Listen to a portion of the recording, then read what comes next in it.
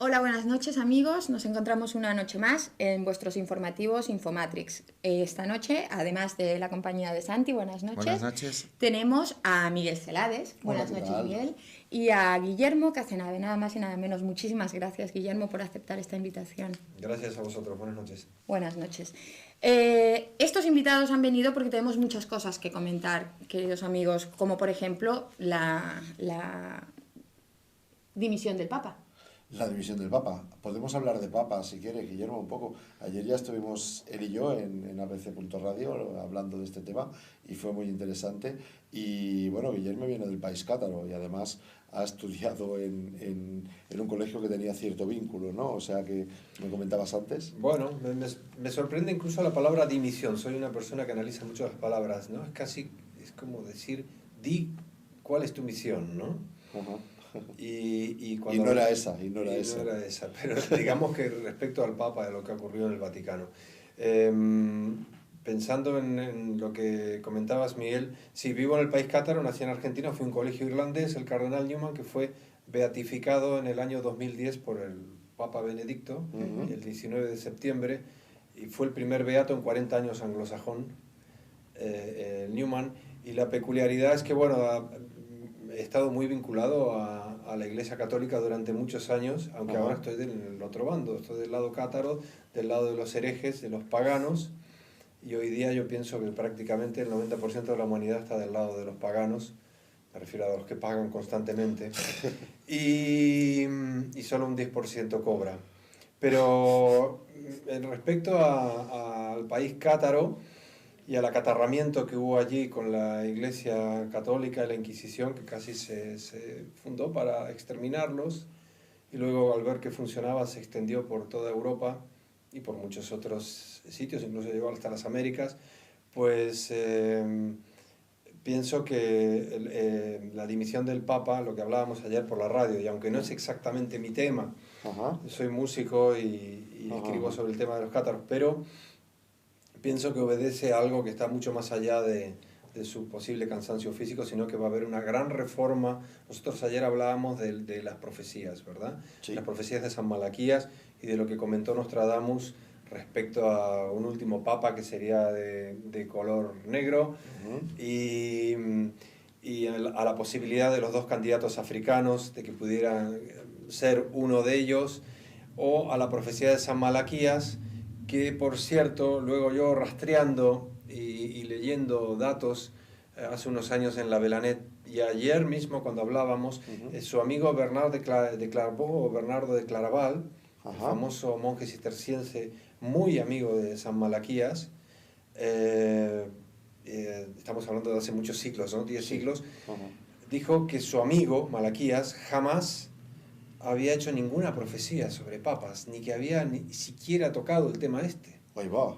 Entonces, al parecer yo llegué a pensar de que podría haber sido, nunca mejor dicho, un bulo del propio Vaticano, pero estamos hablando de cuando todo esto empezó a difundirse en el siglo XVI luego, para ellos mismos crear y diseñar una serie de sucesos y de sucesiones respecto a los propios papas, de acuerdo a lo que ellos quisieran hacer en determinado momento de la historia. Por ejemplo, ahora a la Iglesia, perdón que me estoy extendiendo mucho, ahora a la Iglesia le toca hacer una gran reforma,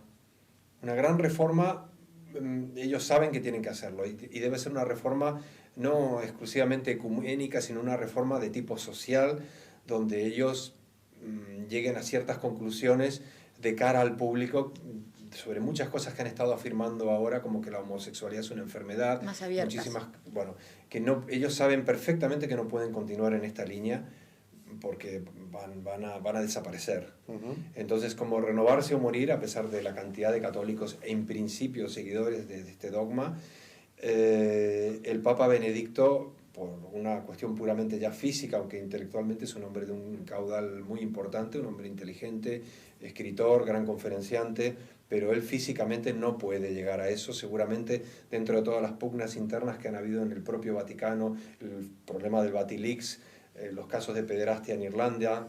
Bueno, todo esto yo pienso que ellos mismos van a diseñar, de acuerdo a este proceso de supuestas sucesiones de papas, el siguiente que va a llegar ahora, y en ese momento, más que el fin del mundo de la supuesta profecía de San Malaquías, negada por su propio amigo Bernardo de Claraval, monje cisterciense, yo pienso que lo que va a ser el fin del ciclo de un Vaticano relacionado con toda esta era que se acaba, que es en términos astrológicos la era de Piscis, para dar paso a otra iglesia.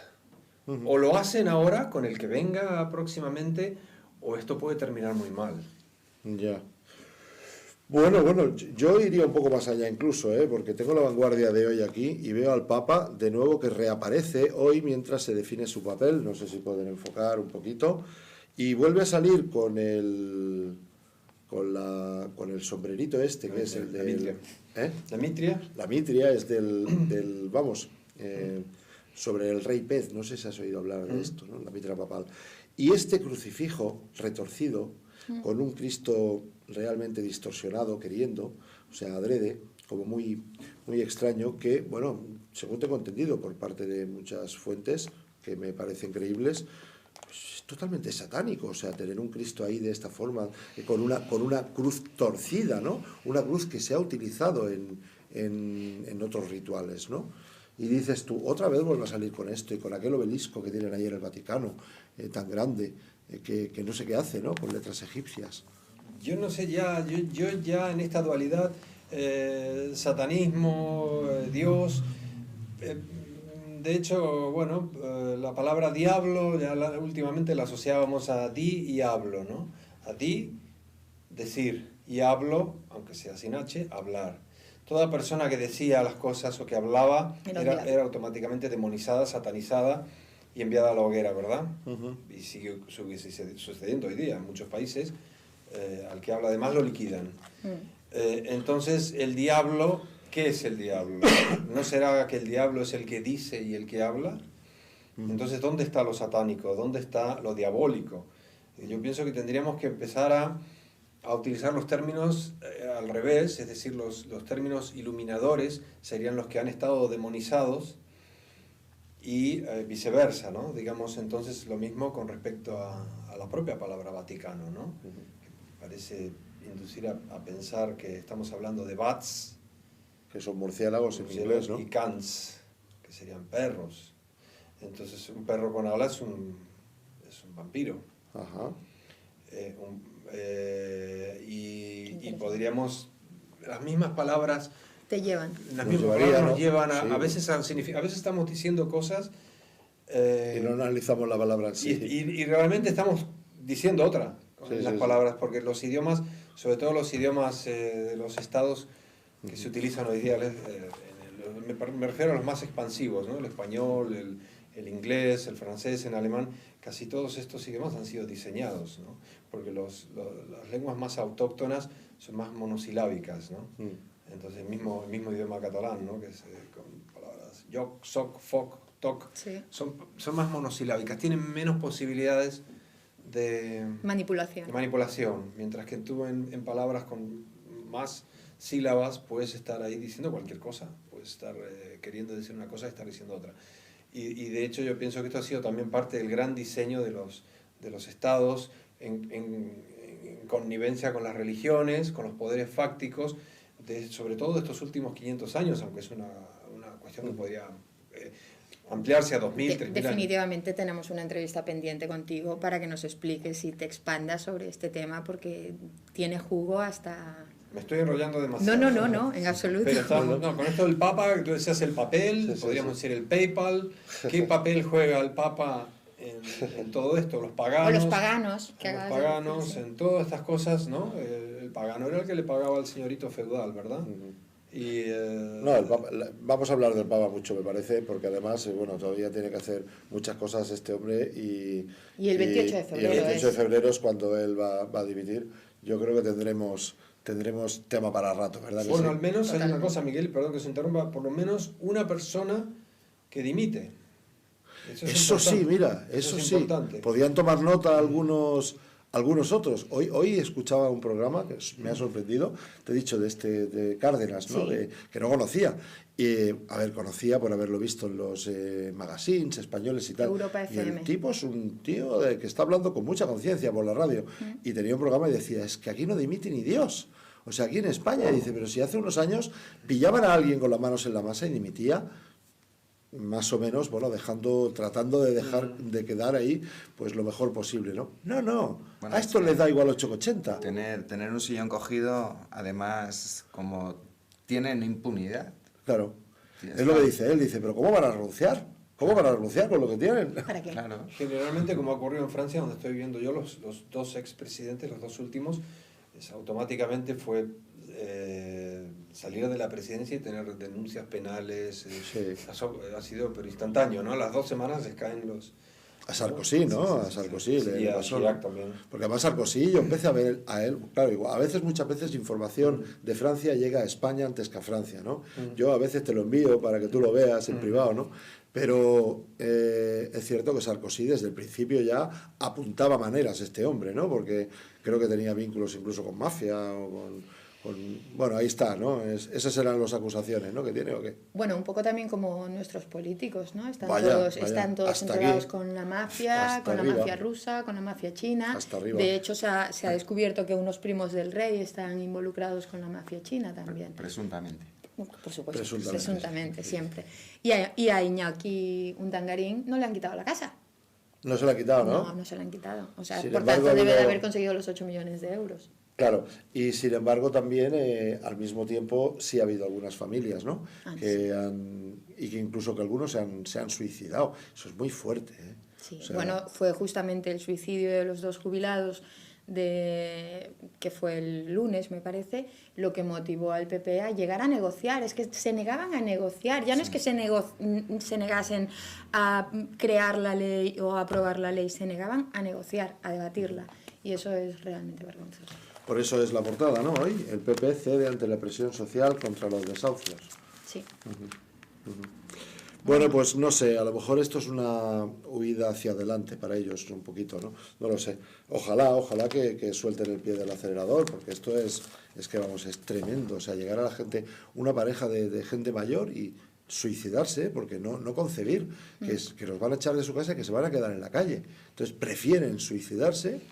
Bueno, qué fuerte, y que no son los únicos. Está muriendo ya más gente en España, Guillermo, por suicidio que por accidente de tráfico. Tremendo, ¿eh? Bueno, de hecho tendríamos que replantear, yo pienso, no solo en España, en el mundo entero, en Occidente, sobre todo el concepto de propiedad, el concepto de tener que comprar. También es verdad. Sí. Las 4, las 8 o las 20 paredes en las cuales vivamos. También es verdad, un disparate con el espacio que hay, con todos los elementos y materiales que tenemos para vivir gratis. En este planeta hay recursos para que más de 14.000 millones de personas puedan vivir en un paraíso sin siquiera tener que trabajar, me refiero por obligación. Entonces hay algo que está funcionando muy mal para que una persona por 2 metros cuadrados esté pagando por ese nicho. Digamos que pagamos por la vida, pagamos por la muerte, estamos pagando hablando de diseño, por un diseño de que lo hace un niño de colegio, porque yo creo que un arquitecto que nos esté viendo ahora y que haya estudiado, no sé exactamente si hace falta ir a la universidad 7, 8 o 10 años para hacer un rectángulo y encima de ese plano venderlo 1000 veces, venderlo 1000 o 1 millón de veces, porque es una repetición. Los edificios es otra, esta gran... Cambian una línea y ya está. Es absurdo, esto lo hace cualquier persona en el colegio, cuando nosotros podemos estar viviendo gratis, sin pagar por planos, sin pagar por imposiciones, hablamos de impuestos. ¿Cómo podemos hablar de democracia si nos están imponiendo algo? Si a mí me imponen algo, la palabra impuesto creo que quiere decir imposición, ¿verdad? Sí. Si a mí me imponen algo, ya no hay capacidad ni siquiera de debate. Será debate de béisbol, pero no debate de debate. No, pero, es la manera que tienen de tenerte atado. El que tengas que trabajar para ganar dinero, para pagar y estar ahí sometido, trabajando. Y fíjate que la palabra trabajo viene del tripalium, que era el castigo romano que le aplicaban a los asnos. De allí viene la palabra trípode, que luego se utilizó en la fotografía. Era un trípode donde ataban a los asnos y luego a los esclavos que no querían trabajar. La palabra trabajo viene de tripalium y era un castigo que se aplicaba en el Imperio Romano. Los italianos jamás han utilizado esa palabra, han utilizado la palabra lavorare. En Argentina, donde nací yo, se dice el laburo, va a ser el laburo, en la jerga, por la influencia italiana, pero jamás han querido utilizar la palabra tripalium o trabajo. La prueba está, y laborare, que asociaron laborare a los laboratorios, que forma parte de otra conspiración alentada por la familia de los Médicis, donde la palabra médico y Medici también tiene mucho que ver. Entonces, estamos utilizando todas estas palabras cuando la palabra trabajo o la tan conocida de negocio, negación del ocio, donde parece que la realización del ser humano en su propia relación con la sociedad, parece que fuera que nos realizáramos negociando, que es negar el ocio, y trabajando, que es un castigo para los esclavos. O sea, que aquello que decimos, me gusta trabajar, me encanta trabajar, es que me gusta que me den, ¿no? Sí, esto es como, ¿no? Nos vas a tener que dar una clase magistral de los motivos o los orígenes de las palabras, porque yo estoy alucinando ahora mismo. Pequeñas cosillas que he ido viendo, que hemos comentado con amigos. Importantes, ¿no? Uno averigua una cosa, otro averigua otra. Por ejemplo, trabajo, claro. No, simplemente que estamos... esas palabras son las que nos van llevando a... Sobre todo porque considero que lo que has dicho es de una sabiduría, contiene una sabiduría impresionante, que es que de ahí nace la manipulación del lenguaje. ¿Sí? O sea, nos han manipulado desde la primaria, ¿no? Desde el lenguaje, que es lo que más utilizamos, que es nuestra forma de comunicarnos. Man y pull. Man es hombre y pull es tirar hacia atrás. Manipular. Si tú manipulas, tiras, llevas, arrastras a donde quieres. En España se utiliza la frase llevar al huerto. Sí. O sea que si tú tiras de esa cuerda, lo puedes llevar a donde quieras. Lo puedes tener 30 años trabajando, pidiendo una hipoteca de 40, pagando durante toda su vida por cementerio, nicho, y luego paga también por la muerte, porque el entierro también tiene que pagarlo. Es decir, que son 40, 50 años al servicio de los vicios de ese 8% que no es pagano, precisamente porque no paga absolutamente nada. Es que somos creadores y creamos a través de la palabra. Y si la palabra que estamos está mal dicha, diciendo está mal dicha, la estamos invocando, la estamos... totalmente. ¿no? La palabra sería para la obra. Mismo en catalán es para aula, para la obra, para el aula. Entonces, dicho de otra forma, somos esclavos más tontos que los esclavos caviantes. Totalmente. Porque los esclavos caviantes por lo menos comían y dormían gratis. Les daban 3 palos y como a nosotros que trabajamos, ¿no? Tenían techo, comida, médico. Bueno, este sistema se ha repetido, hay que pensar que lo llevan aplicando desde hace 2000 años. Saben que funciona. Ya hubo la primera crisis inmobiliaria en Roma en el año 33, precisamente el año cuando murió Jesús. Sí, porque habían construido en las afueras los procuradores que controlaban todo, que era como si fueran las inmobiliarias, y hubo una crisis tremenda por los precios de la vivienda. Roma ya tenía 1 millón de habitantes. Y fue la primera gran crisis inmobiliaria que hubo en Occidente. Qué fuerte. Por cierto, no aprendemos, no aprendemos. Y entonces saben que funciona. Simplemente tú inflas los precios. Hoy hablaba con un amigo comercial y yo decía, yo nací en un país donde hubo muchísima inflación, Argentina, donde había gente que etiquetaba en los supermercados los productos, porque cuando había hiperinflación, cuando tú entrabas al súper había un precio, pero cuando llegabas a la caja ese producto 5 o 10 minutos después tenía otro. Entonces había 3 o 4 personas constantemente etiquetando los productos y estamos hablando de un 20.000% de inflación anual. Entonces cuando hablábamos de la crisis que hay aquí, que es otra crisis inventada que no existe, creada por ellos mismos. Total. Entonces ahora hablamos todos los ceros que han habido, todos los decimales que nos han ido añadiendo desde que nacimos, en el país que sea, hasta la actualidad. Yo tengo 57 años, puedo decir, en Argentina, o en España, en los sitios donde haya vivido, en Francia, todos los ceros que vamos añadiendo, los decimales, es el dinero que el sistema nos ha ido robando. Cada cero es un decimal más. Por lo tanto, si este bolígrafo en 1955, el año que yo nací, valía, ¿cuánto valdría en euros? 0,0000, serían infinitos los ceros, de lo barato que era con respecto a lo que vale ahora. Sí. En cada cero tenemos el decimal que toda esta gente se está quedando en sus bolsillos y que el pagano lo siga pagando. Entonces, con los recortes bueno, ahora ahora se le llama recortes, pero es un problema, ¿no? Informal, decíais vosotros, ¿no? Sí, sí. Es para también se le llama for, es para, y mal es para el mal. En principio, cuando uno es informal, uno está trabajando para el mal, ¿no? Hasta eso, ¿no? Bueno, algo de malillo sí, ¿no? Entonces, sí, algo... Hasta eso... Yo muy buena no soy. Hasta en eso... Eso lo tengo buena claro. pieza, ¿no? Para Eso luchar sí. contra el mal hay que hacerlo con maldad, ¿no? Claro, si no, a ver a qué jugamos. ¿Qué nos traes, Oye, Miguel? Sí, bueno, es que traigo la revista Más Allá de este mes, ¿no? No sé si podéis enfocarla, que tiene sí, la podéis enfocar. Perfecto. Bien. Pues que tiene en la página 12 un artículo de Guillermo que se llama El día del fin del mundo desde Bugarach. Esto fue una excursión que hicisteis, ¿no? A Bugarach el día 21. Estuvimos unas horas simplemente porque, bueno, sabíamos perfectamente que no iba a suceder absolutamente nada. Ajá. Y que todo el tema maya fue mal interpretado, es otra manipulación, y que no iba a haber absolutamente ni fin del mundo ni fin de nada, ¿no? Como hubo un chiste que decía, no solo fue un fin de semana, ¿no? Los mayas dijeron, no era el fin del mundo, sino el fin de semana. Y pues hubo una mala traducción de su... Bueno, de hecho ellos estaban en Yucatán. Hay una anécdota muy curiosa, cuando llegaron los conquistadores extremeños allí, encontraron un nativo y le preguntaron, ¿cómo se llama este sitio? Y él les dijo, yo no soy de aquí. En su idioma era Yucatán. Entonces creyeron los españoles que era Yucatán. Yucatán era el nombre del sitio. Se llama Yucatán, él simplemente les dijo, no soy de aquí.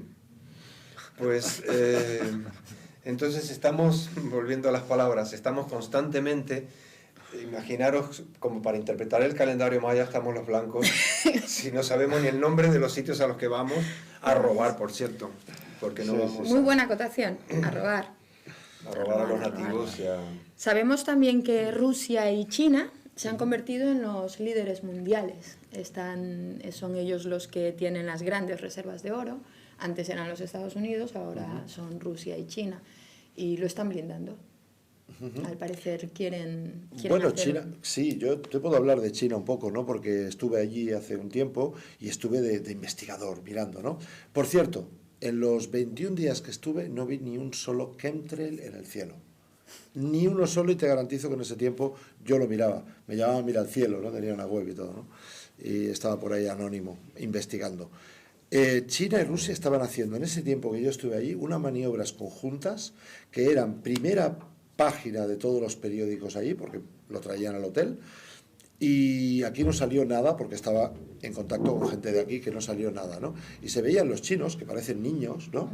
Metidos en los submarinos nucleares, metidos en esas armas tremendas que, bueno, a la velocidad que ellos construyen, y también con la tecnología que también los rusos tienen, esas maniobras conjuntas, bueno, eso fue enseñarle los dientes bien enseñados a alguien en su día, y ya te digo que aquí no salió nada.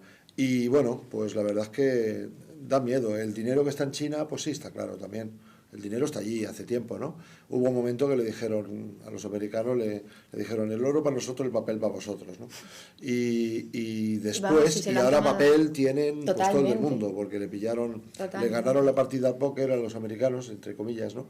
Y ahora pues tienen dinero. Y son los únicos que aquí en España, por ejemplo, están invirtiendo dinero. Sí, los chinos tienen el dinero y los Estados Unidos el papel, porque se dedican a fabricar dinero sin ningún tipo de fondo. Sí. ¿Tienen todos los países avalado el dinero que tienen impreso en oro? Sí, hay 400.000 euros emitidos por cada persona que hay en el mundo, incluyendo todos los negritos que viven con menos de $1 al día. Y están avalados por su contravalor. Alguien tiene mis 400.000. Claro. ¿No? Pero ese es el dinero emitido en papel, que es el 5% del dinero, porque el 95% es dinero electrónico. Ah, correcto. Eso también. Y todo eso no está avalado por nada. Eso la parte emitida en papel, ¿no? Sí. Y bueno, y de la parte emitida en papel, que no le corresponde a nadie, tenemos más del 55% de los jóvenes españoles en el paro. ¿Qué os parece? 55%.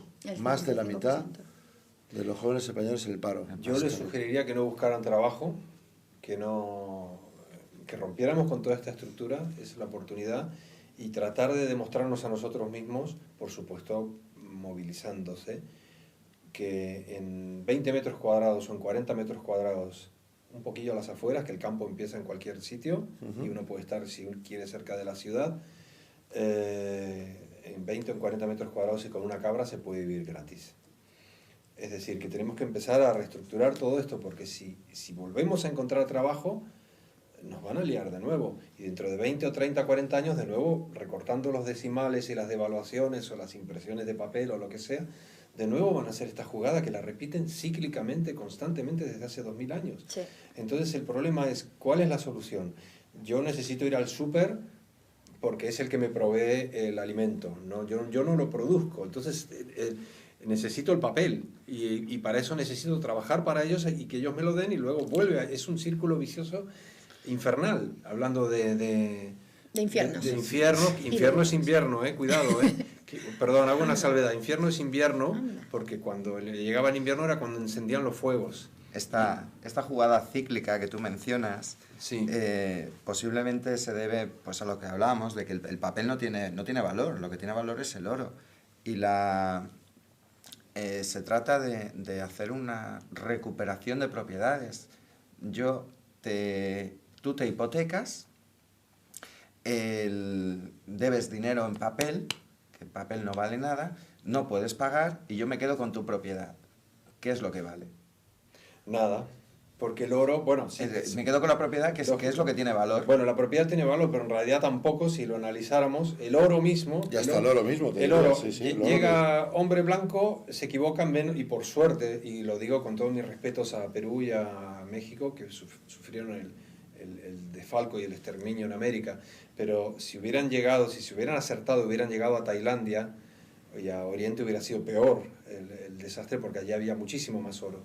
Entonces, la equivocación de las Indias, llegan a estos sitios, se encuentran con que el oro está expuesto a los dioses. Es un elemento de conexión con la divinidad, con algo que está por encima de la tierra. Lo cogen, lo roban, lo expolian, lo traen a Occidente, lo esconden debajo del colchón, y crean una unidad, una moneda falsa, basada en algo que era un elemento, no un elemento material, era un elemento de conexión al cosmos, a nuestros ancestros cósmicos, a los dioses. Sí, ¿cómo se va a crear una economía con eso? ¡Qué disparate! A mí me hizo mucha gracia porque estoy leyendo un libro del cual siempre lo estoy diciendo aquí, me relamo en sus páginas, que es Voces en el Desierto, que es de los aborígenes australianos. Y ellos pues no entienden lo que decías tú, el afán del hombre blanco por las pepitas brillantes, ¿no? No lo entienden. Dice, si no se come, no es combustible para que... Se le dio un valor de referencia... Falso, porque no sirve para nada el oro, simplemente que lo que buscaban aquellos que... Bueno, ya nos iríamos mucho más para allá, ¿no? Lo que buscaban aquellos que nos crearon, entre comillas, pues era ese oro, ¿no? Y entonces, pues...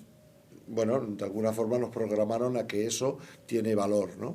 Tiene valor, pero al final lo recuperan ellos, ¿no? De vez en cuando te ves una gran campaña en todas partes, compro oro sí. Por todas partes, ¿no? Y te lo pagan a precio para que todo el mundo... Franco ya lo hizo también, hizo una campaña de recogida, incluso amenazando con que la gente que se quedaba el oro estaba infringiendo, ¿no? Y para recoger todo el oro que había en España, ¿no? Que de ahí salieron el oro y la plata, ¿no? Y bueno, y lo ves como campañas, ¿no? Pero realmente, Santi, eso que decías, ¿no? De que, claro, si hubiera un patrón oro, digamos, respaldando ese dinero, bueno, por lo menos sería algo normal, pero el problema es que no hay nada que lo respalda. Pero si nos vamos más allá, decimos, bueno, ¿y el oro? ¿Para qué?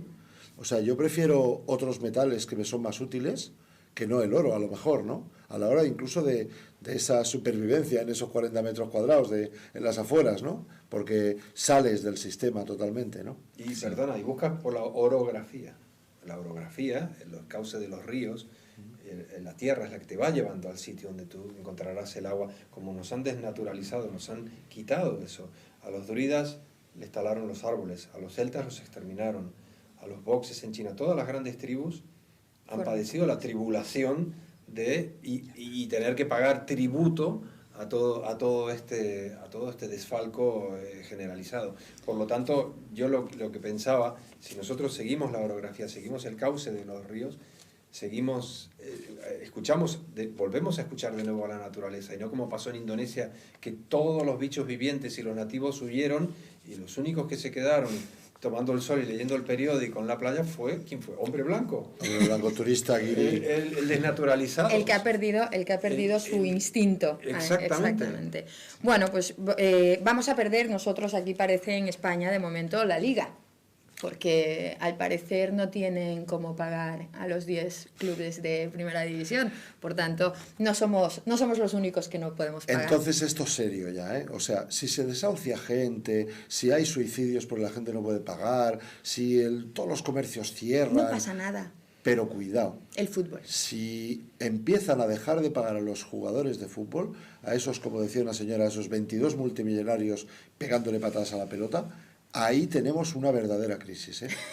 Ahí sí que realmente la cosa está, pero mal, ¿eh? Pues esperemos que esto levante los traseros de los sofás, no mientras damos los Infomatrix, por supuesto, o antes o después, pero no mientras los damos. Muchísimas gracias, Miguel. Gracias a ti y a vosotros por invitarnos. Gracias, Guillermo. Queda pendiente la entrevista que quiero hacerte sobre el juego de palabras y todo esto, ¿eh? Cuando quieras. Muchas gracias. Santi, buenas noches. Buenas noches. Buenas noches, amigos. Gracias.